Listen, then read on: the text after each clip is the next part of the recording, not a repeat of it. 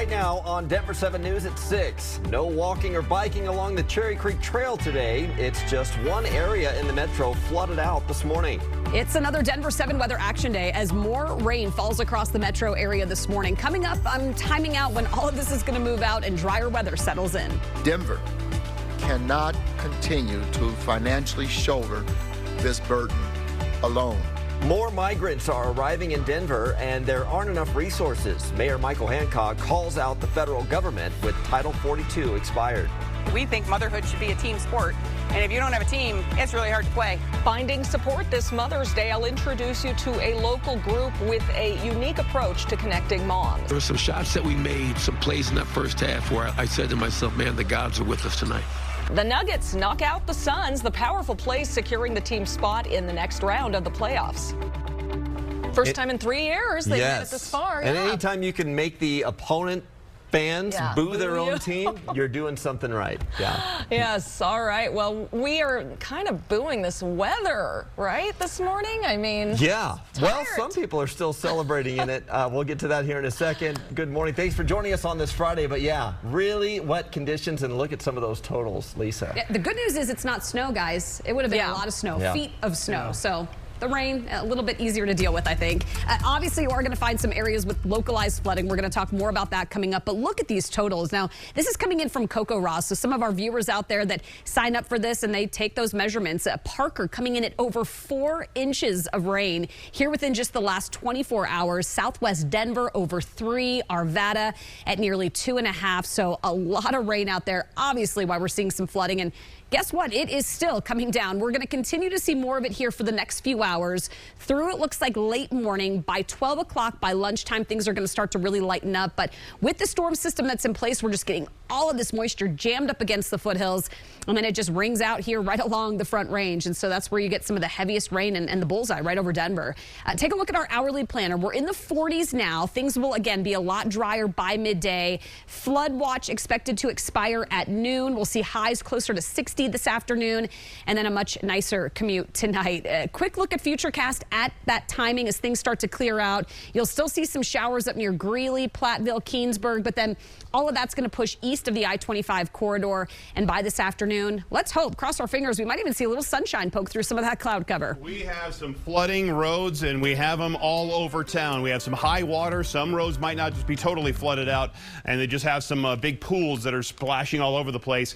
Here's a situation update up here in Thornton. Now, we had some earlier information that York Street was closed down around 156. 156 is closed. 144th is closed between Washington and York Street. In that closure, let me show you a camera that we're looking at right now. Aaron is up there right now, and this is the area that's flooding across 144th. Washington Street is back over there, and so we have that water that's flowing here, and you can see how high it is, and that's why 144th is closed down right now.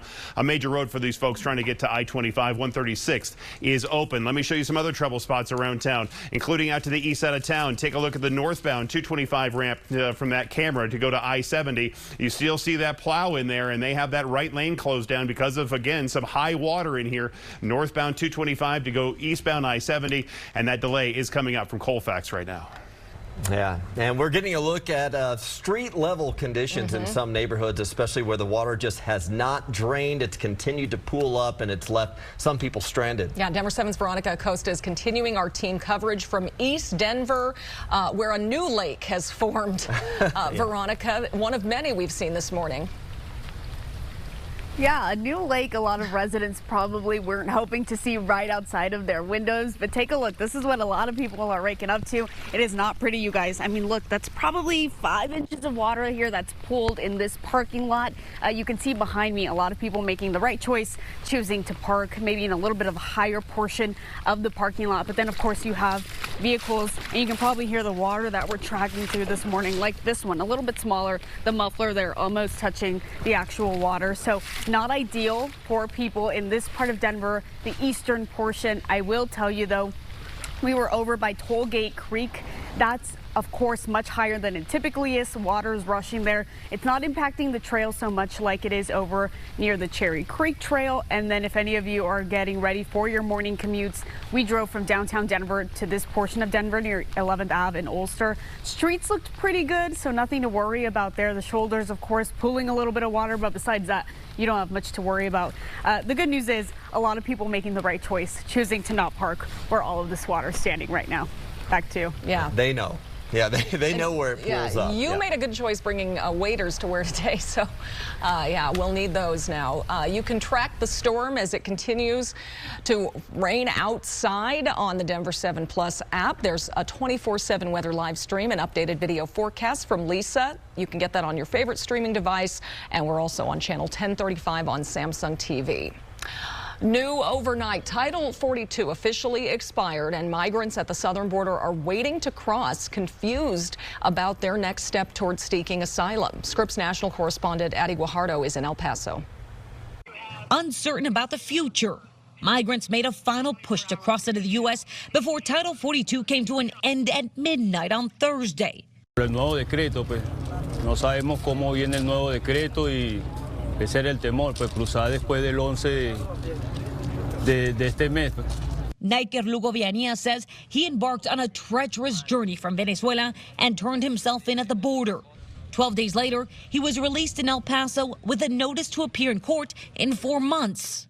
27 de septiembre. Aquí, a la 1 de la tarde. Over the last few days, Department of Homeland Security officials say agents encountered an average of 10,000 migrants a day along the southwest border. Nearly the 13,000 crossings officials projected with the end of Title 42. A pandemic-era policy used by the U.S. to expel migrants quickly and swiftly. The U.S. is now offering more legal pathways to seek asylum while also cracking down on illegal crossings. New immigration policies published include turning away anyone seeking asylum who did not seek protection in a country they crossed on their journey to the U.S. or who failed to apply online. We believe that the measures that we have taken, including the rule that was published today, which puts some conditions on asylum eligibility for people who don't use lawful pathways, will over time reduce the numbers we're seeing at the border. But critics say it may not be enough. The only thing that's going to shut this crisis down is to detain people until they've had their day in court or keep them outside the country until they've had their day in court. You have to end catch and release. While thousands of migrants attempt to navigate the sweeping immigration changes, cities in El Paso say they're prepared to provide shelter, meals, and transportation for migrants released by Border Patrol. I could tell you from what happened last year, that's not going to be enough. So we need to really look at how do you fund local municipalities, because it's not sustainable. As cities seek solutions, migrants released prepare for immigration court. A system backlogged with more than 2 million cases pending. Adi Guajardo, Scripps News, El Paso, Texas. And one of the destinations is Denver as more people continue to arrive here. 173 arrived yesterday. More than 1,000 are already staying in shelters around the city. Mayor Michael Hancock says the city has spent $16 million on this humanitarian crisis since the influx started back in December. The federal government, though, has only reimbursed a fraction of it. Denver residents shouldn't lose the services and resources they depend on and pay for with their tax dollars, because Congress and the federal government are failing to do their jobs. Meanwhile, the financial strain is also hurting our nonprofits who are trying to help. So right now on Denver7.com, we have a link to the organizations helping our new arrivals, what they need, and how to donate. A possible change in banking rules has cannabis businesses feeling hopeful. The Safe Banking Act had its first Senate hearing yesterday. Attorney and Denver7 reporter Jessica Crawford is here in studio. And Jessica, banking is something we've been talking about ever since marijuana was legalized in Colorado over 10 years ago. Yes, and the committee wanted to get more information about the Safe Banking Act. People from both sides of the aisle testified. Some were concerned that the bill could promote money laundering, while supporters argue that the bill could increase tax compliance and tax revenue. For some background on why this bill was introduced, traditional banks could face fines and legal issues if they do work with weed businesses because marijuana is still federally illegal. Without access to traditional banks, legal marijuana businesses can't access loans and capital or even use basic bank accounts. Businesses are forced to operate in a cash-only model. Supporters of the Safe Banking Act say the cash-only model can lead to robberies and promote organized crime. One speaker yesterday mentioned that some banks won't even serve cannabis employees. Cannabis workers struggle to purchase homes and often find themselves having to pay higher mortgage rates even though they work in a perfectly legal profession in their state. Other witnesses argue that the bill is not needed because some small and niche banks do work with cannabis businesses, even if traditional banks don't.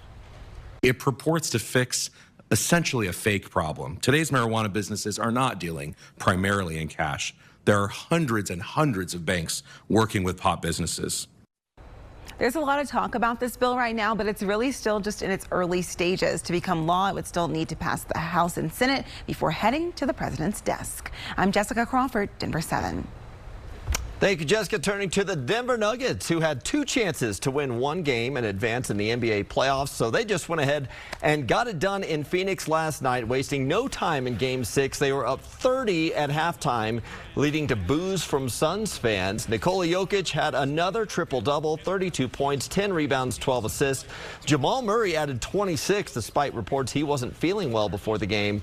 But he powered through, and so did the Nuggets. They advanced to the Western Conference Finals in a knockout, 125-100. The last time they went this far was 2020 when they played in the Florida bubble during the pandemic. So they will face either the Lakers or Warriors next. Game 1 of the Western Conference Finals will be at Ball Arena on Tuesday.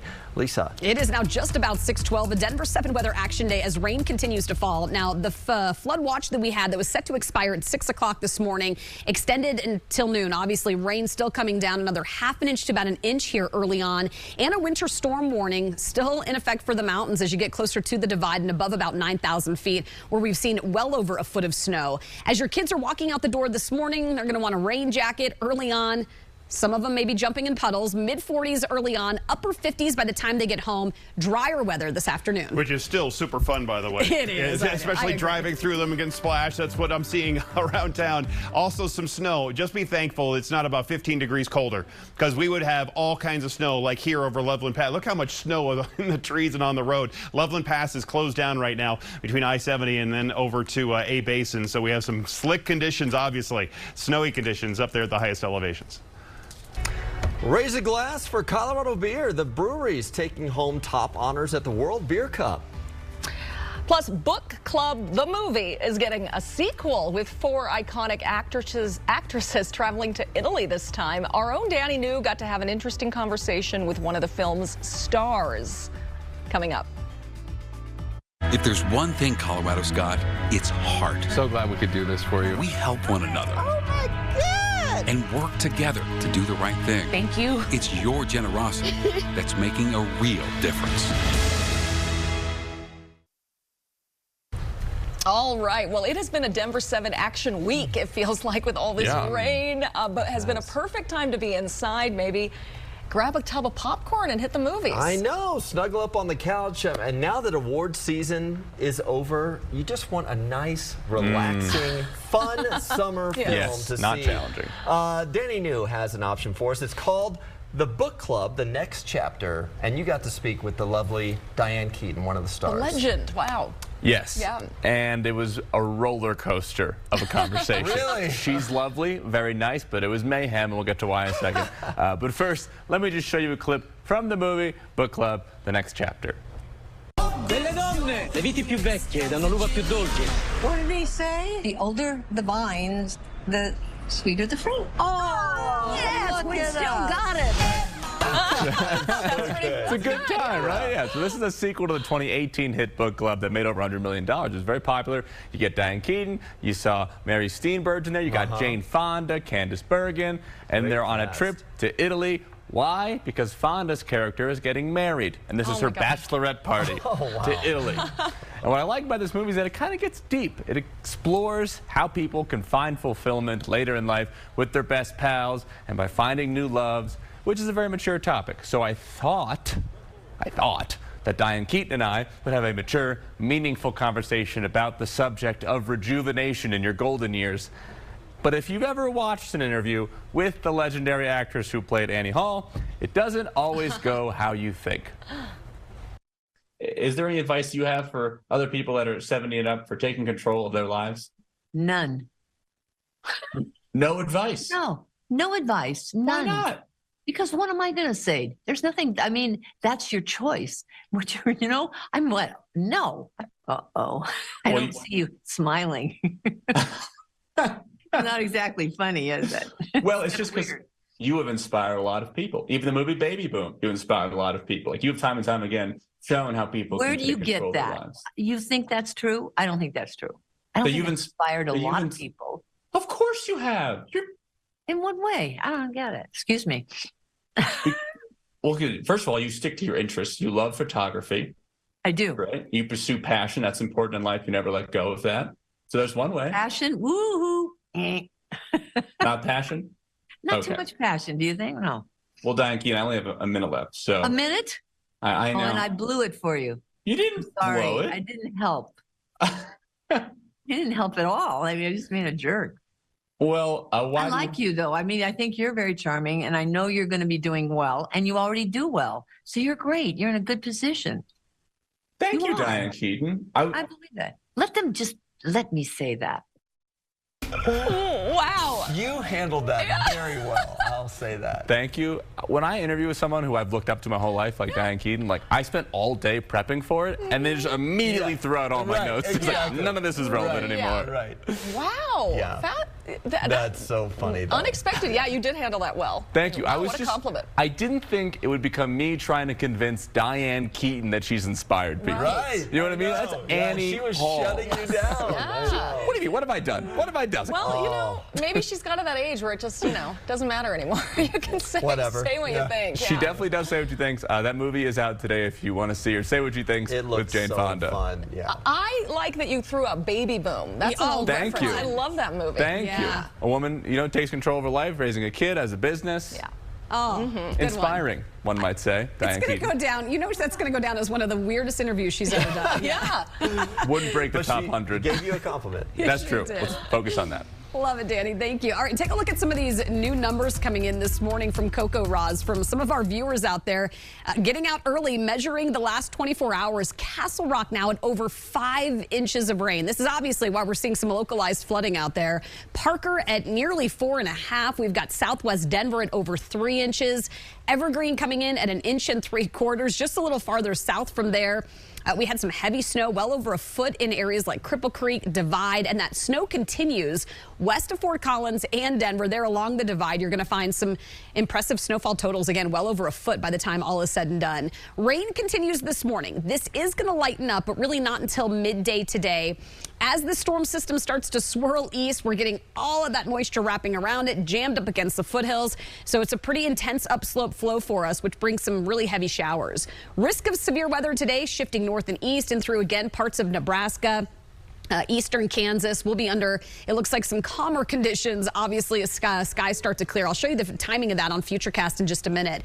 Right now, a soggy gray start to our Friday morning, mid to upper 40s. Winds are coming in out of the north, and those are going to kick up a bit. Expect to see some gustier conditions here this afternoon with that northerly wind. That's right around about 11 o'clock, where we're still going to see a few showers north and east up along 76 toward Fort Morgan, but it will start to get drier here through the core of the metro area by mid to late morning.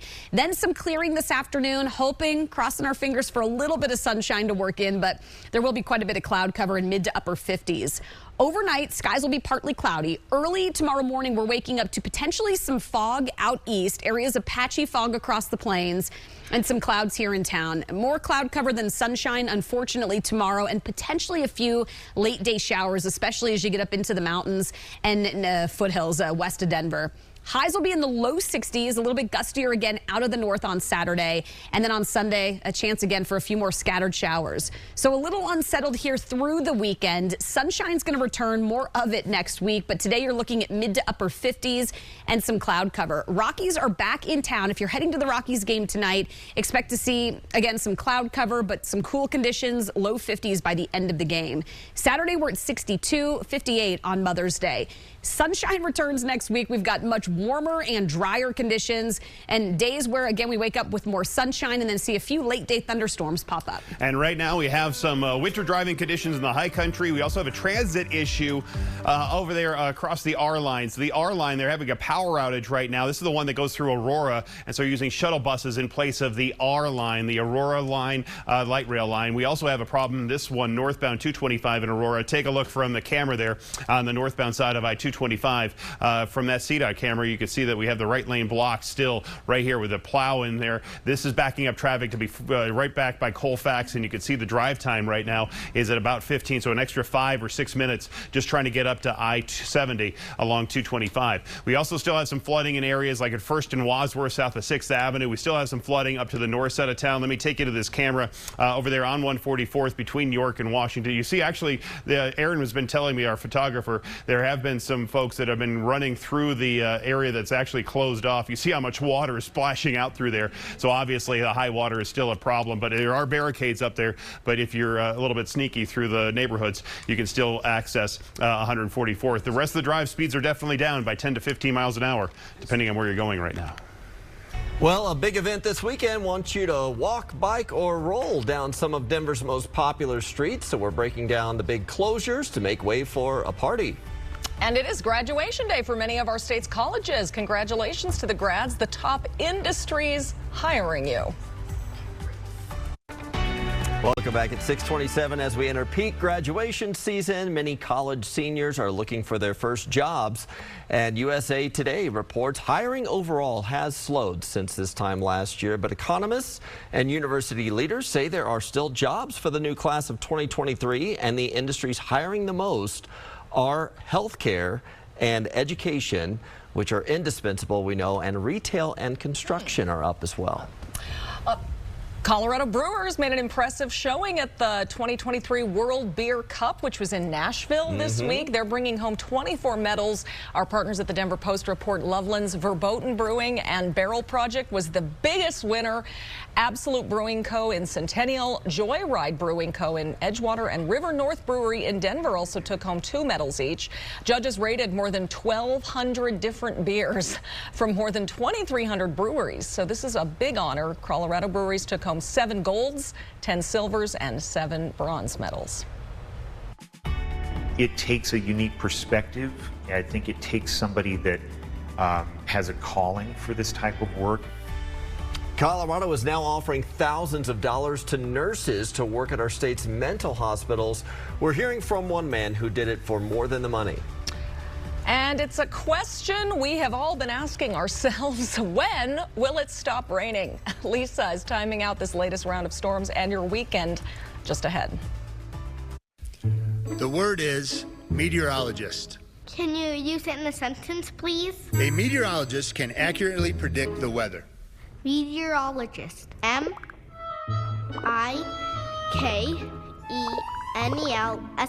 Meteorologist. Mike Nelson, the definitive meteorologist, only on Denver7. And make sure to watch the Scripps National Spelling Bee starting May 31st at 6 on ION. Local news with more context and perspective. It's honest, in-depth journalism, digging deeper into important topics so you can make up your own mind. AutoNation will buy your... Welcome back.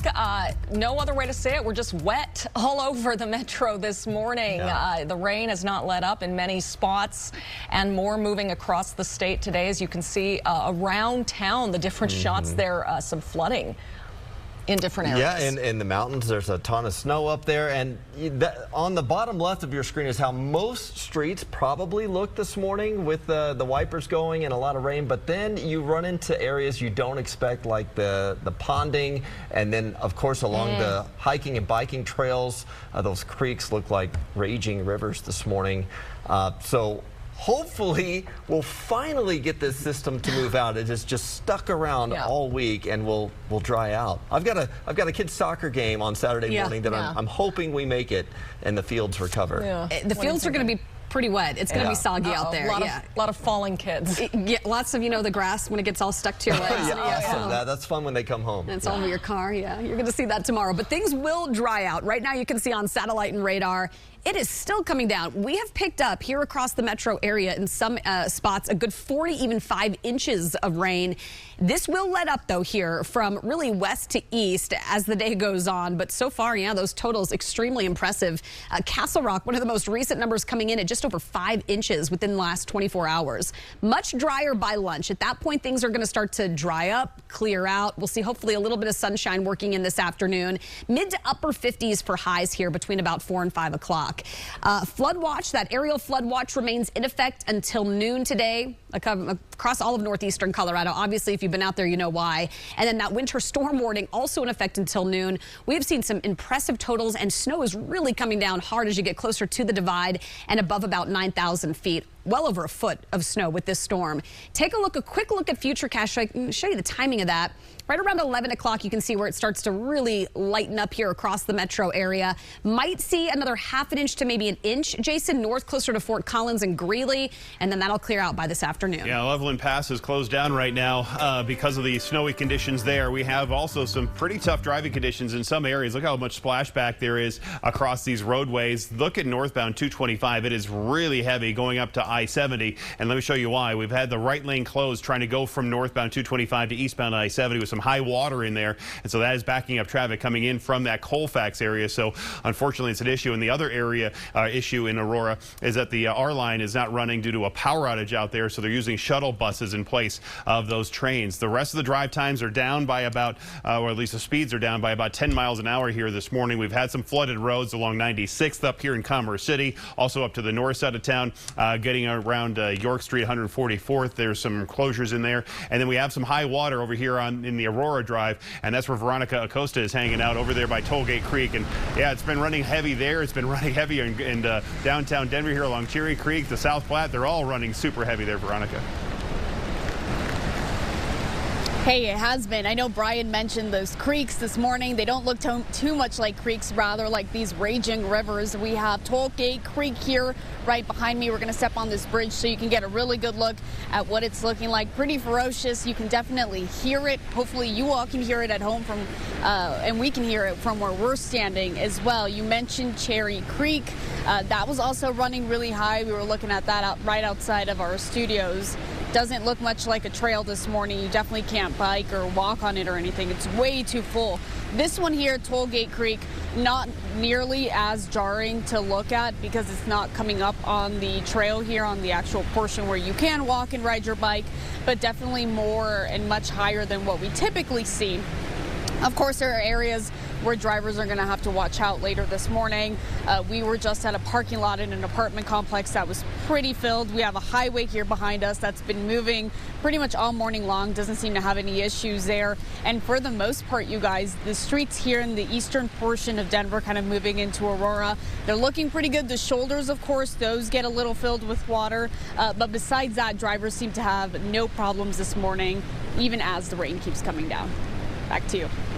A very wild scene, one we haven't heard in a while, and we just heard an alarm go off in the Weather Center about a flood warning. So Lisa will get us caught up on that. But remember, you can always follow the storm anytime with our Denver7 mobile app. We have an interactive radar there that tracks conditions right down to the street level. You can see exactly what's happening on the radar. So stay ahead of the storm and get severe weather push alerts right to your phone.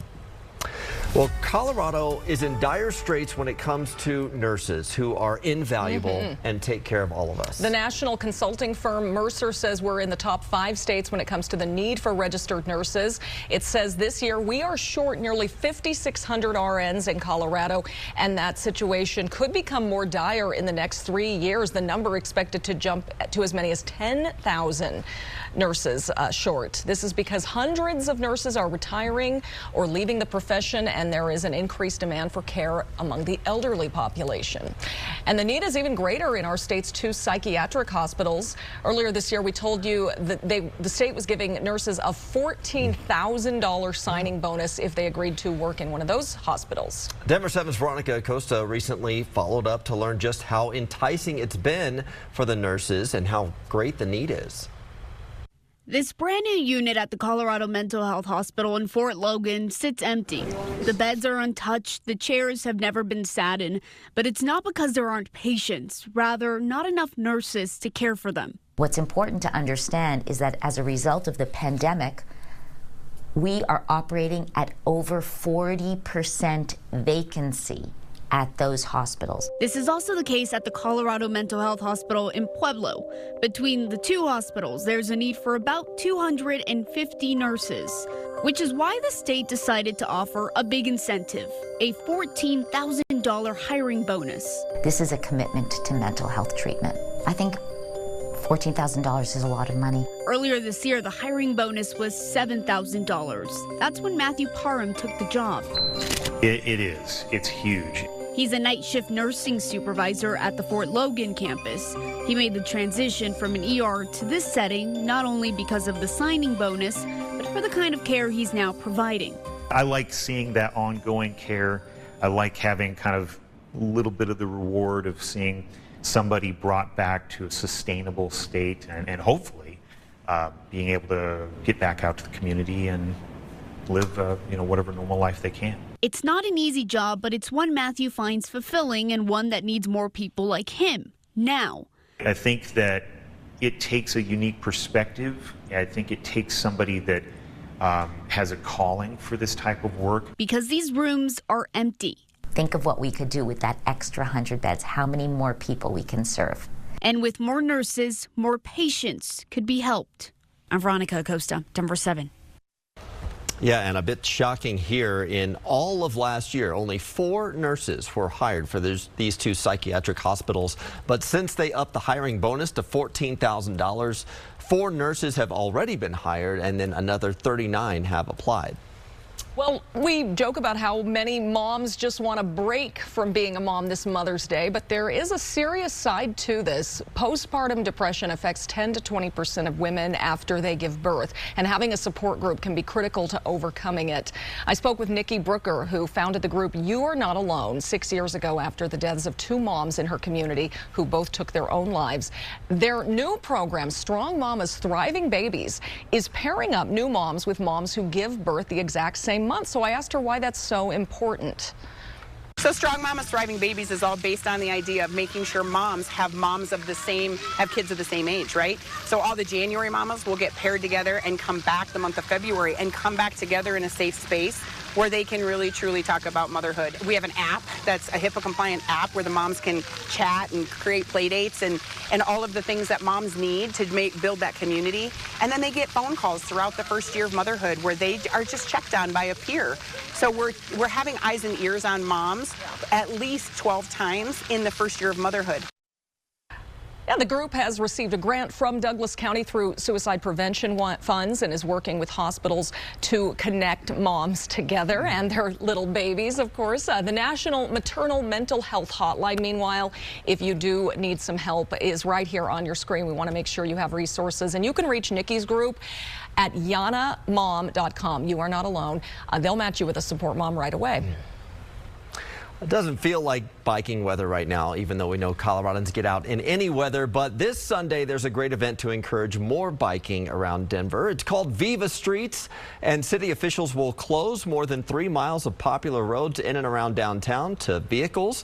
The streets will be transformed to places to walk and bike and roll. And I got a chance to speak with the creator of Bike Streets Denver, who told me this will be a big party. They expect about 20,000 people. What's incredibly powerful about this type of event is it can give you, again, this feeling of what it's like to be empowered to move through a community however you want.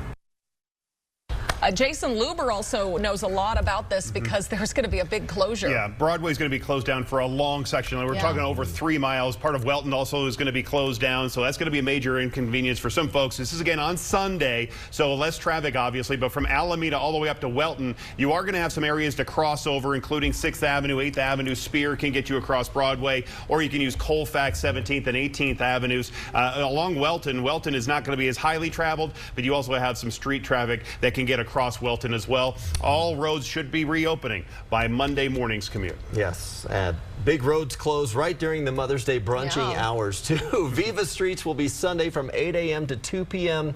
It's happening 3 other Sundays throughout summer as well, so mark your calendar for June 4th, July 9th, and August 6th. All right, well, from a chocolate festival to an older adult wellness fair, I'm going to give you our Denver 7 best things to do. Nicole?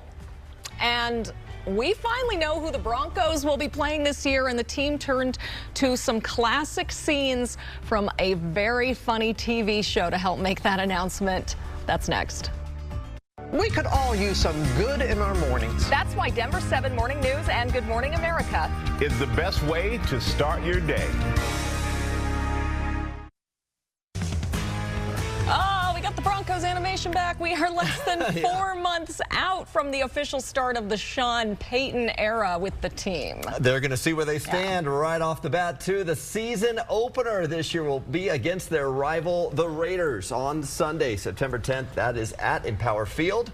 And then they get 4 primetime games already on the schedule. Thursday night against the Chiefs. That's October 12th. Monday Night Football against the Bills, November 13th, so some tough opponents. The Vikings will come to Mile High November 19th for Sunday Night Football. And then Christmas Eve, the Patriots come to Denver for another Sunday night game. Denver 7's Broncos insider Troy Rink has the full analysis of this year's schedule right now on Denver7.com. And this was fun to see because all the NFL teams went all out for the schedule release party. Oh, yeah, but the Broncos, I think, had the best one here. They turned to a certain star of The Office to plan the perfect party. We cannot mess this up. It's a big deal. Do you get that? All right, conference room, 5 minutes. We need to go over everything. I don't have a headache. I'm just preparing. Have you planned a party with a clumsy horse? All right. Oh, this is Angela Kinsey reprising her role from The Office. Of course, remember, she led the planning party, the party planning committee. No. So classic scenes like dumping a pot of clam chowder or throwing a cat up through the ceiling, and Peyton Manning doing his best Michael Scott here as he pairs the two together. So good. Yeah. You can watch the full video on the Broncos social media pages, but I love that. Now, Angela's husband went to college with him. He's a good friend of mine from back in the day. So he's from Colorado, so I think she has to be a Broncos fan at this point. And Miles did a great acting job with no speaking lines. Right. Always. He's amazing. So funny. So fun. Well, we've got here early this morning. Guess what, guys? More rain. Hey! More rain. Look at these numbers. Some of the most recent totals coming in. Castle Rock topping the list at over 5¼ inches of rain here within the last 24 to 30 hours. Centennial over 4 inches. Southeast Denver about 3.5. And if you hear that, that's actually the weather alert radio going off right now. I'm going to push the pause button on it so you don't hear that through this entire forecast. But that's due to, again, some of the flooding, some of the flood warnings that have been popping up here with the localized flooding. There along the Cherry Creek, a huge concern up and near the reservoir where we are seeing some of that flooding. That's where, again, over about 3.5 inches of rain, and there's more on top of it. Likely picking up another 1/2 inch to about 1 inch here along the northern Front Range, west of Denver and Fort Collins. It's been snow above about 9,000 feet, over a foot of snow. This is going to start to lighten up here in the next few hours, but those totals extremely impressive. Some of the most rain that we've seen within a 24-hour period in years. Much drier here by lunch. 50 is expected by late afternoon, and we'll have a much quieter commute tonight. Aerial flood watch remains in effect until noon here, covered in green. You're going to see a few pockets again where we have that lighter green color coming in, where we're seeing some of that localized flooding. Winter storm warning also in effect until noon for our mountains right there at the divide. Mid to upper 40s right now. We've got a very gray and cloudy start here to our Friday morning. Hoping to see a little sunshine work into this afternoon, but the good news is that by about 11 o'clock, that rain will really start to lighten up here in Denver, south in through Douglas County, up into Jefferson County as well, and then we'll see some much drier conditions by tonight. Highs are going to be anywhere from 58 to near about 60 degrees today. We'll see tomorrow in the early morning hours, potentially some patchy, dense fog across parts of eastern Colorado. 40s to start early tomorrow morning. And then highs will be at right around 60 degrees. So it's going to be a touch warmer tomorrow, a little drier too. You may see a stray shower or two tomorrow afternoon. In the mountains, we'll pick up a little more rain and even a little more snow over those high mountain passes. Today, we've got the Rockies back in town. It's wet at Coors Field this morning, but tonight you're likely going to see some drier conditions for the start of that game. We'll be at about 58 degrees between 5 and 6 o'clock, dropping down into the low 50s toward the end of the game, a little closer to about 9. Tomorrow, 62. Sunday, we're at 58. So on Mother's Day, looking at a chance for more scattered storms and showers. Mid-60s Monday, and then more of a typical springtime pattern for us. We're going to be under some warmer than average conditions here on our 10-day forecast, and you're likely going to see what we typically, again, get here and through mid-May. Sunshine in the morning, Jason, highs in the 70s, and then a few late-day thunderstorms. And we have a couple more problems. Somebody was asking me about 44th and Kipling. I'm seeing some slow traffic over there, but they were looking for some high water. I don't have any eyes on that one. There is some slow traffic up north near Johnson's Corner and just south of 34 with a crash that's blocking up a lane up that way. You can see how wet it is for us up there. Also on the camera out to the west side of town, this is over on the southbound side of Wadsworth, right after 6th Avenue. They're pushing everybody over to the left because they have some high water near 1st Avenue. You can see some traffic going northbound as well, but we have some lanes restricted in here right there around 1st and Wadsworth. And you can see on the map out to the east side of town, Alameda and Havana, and also some high water northbound 225 trying to go to I-70. That's why it's an extra almost 10 minutes trying to get up to I-70 right now. So unfortunately, that high water is causing some issues depending on where you are around town. Also has some flooding still along 144. Some folks are getting through there by using the neighborhood roads, but they have it basically closed down between Washington and York Street. You're seeing a lot of traffic on 270 and that south side of town getting real busy for us right now. Jason, thanks. We're getting you caught up on this morning's top stories ahead of Good Morning America. A Denver teen killed near his campus. Now his family is suing the school district. Also honoring those who lost their lives in the line of duty. The Colorado police officers to be remembered at our nation's capital tomorrow when we come back in 60 seconds. Welcome back. Time is now 6:53 as we take a quick look at our top local stories ahead of Good Morning America. A family of the East High School student who was shot and who later died near campus has now filed a wrongful death lawsuit against Denver Public Schools. The Denver Gazette reports the parents of 16-year-old Luis Garcia are seeking damages over $1 million.